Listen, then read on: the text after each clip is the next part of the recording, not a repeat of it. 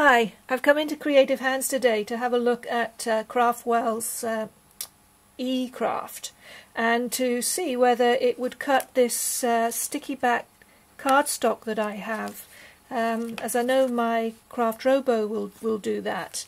That and this cardstock strips from Sizzix are sticky back, and I always use these when I'm using my Craft Robo because if they're sticky back and you're cutting thin things out, it's easily stuck to your work. You can see here now how I've cut out the word Barney and used up as much space as I could, and I could carry on using up the space because I've used up this little space here for a flower and a star, and there's still room here. And what I like about the Craftwell's eCraft is that you can move this controller wherever you've got a bit of space. I'm going to cut out a tree now because my work here, the dog's out in the garden, so I thought we'll see what a tree cut out looks like on this page.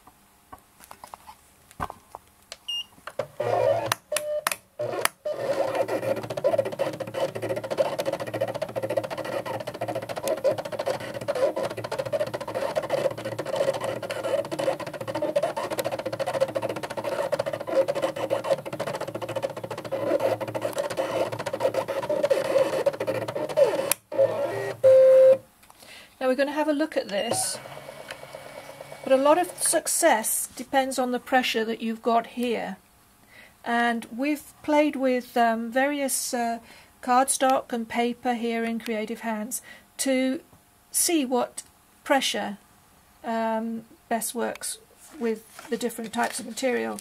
Now you can see that that was on 4, and it's okay. It's okay. It's just, let's have a look.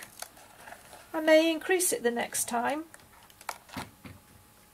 and maybe I'd like a taller tree. So let's try that. So we bring it down. Oops, go the other way. Bring it down, and this is where it finished.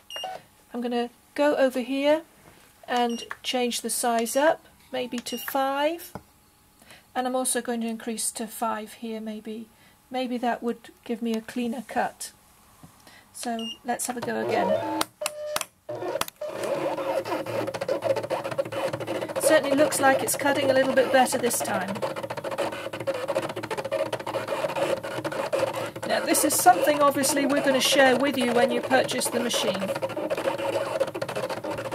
We have a list now of the pressure that you need for different cardstock and different paper. Now that cut a lot easier, didn't it? And it's coming out a lot easier. Look at that. And I actually think that's probably a better size for my tree. That's lovely. Now what we've done is come on to the eCraft's programming for the cutting machine, and we've written in and relaxed. And what we're going to do now is just click send to eCraft, and we've got our paper in the front.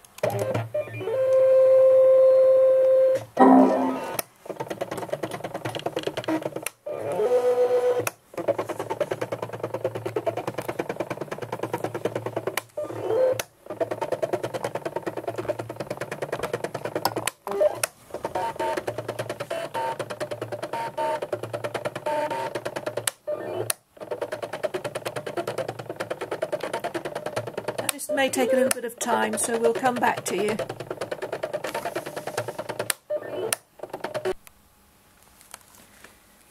We've made a little collection here of all the cuts that you'll get from the Fundamentals 1 SD card, just to give you an idea of some of the shapes that are in the are there for you to use. And Ace is also including a designer's SD card in her package, and some of these are included in this folder of cuts.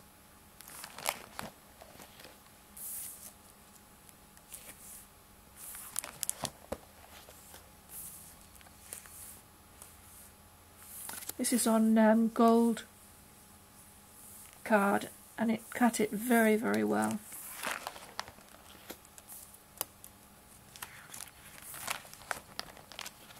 And you'll never have to have a circle cutter again. Look at that. Just cut any circle size you want.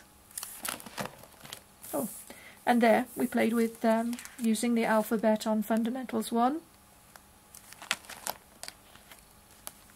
And here we've tried using, well, we haven't tried, we have used the font on the computer program that's in your computer. So what it'll do is cut any font that you have on your computer.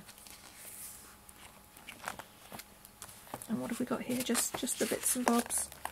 Going back to this first one, I don't know if you'll see this too well, but these are in the designer's SD card, and I just love this elephant and bird and owl and some lovely framing shapes.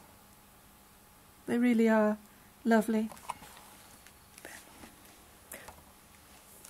And this is cut on vellum.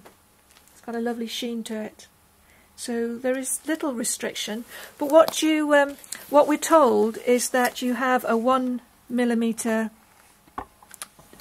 thickness here to work with. So if you can get it through here, it's just a matter of judging then your pressure and whether you need to have these little tags to hold it in place or not. It becomes very intuitive actually, because you play and you get there. But we can actually give you a head start, because we've each one of these that I've shown you now, we've written down what pressure and how we went about cutting it.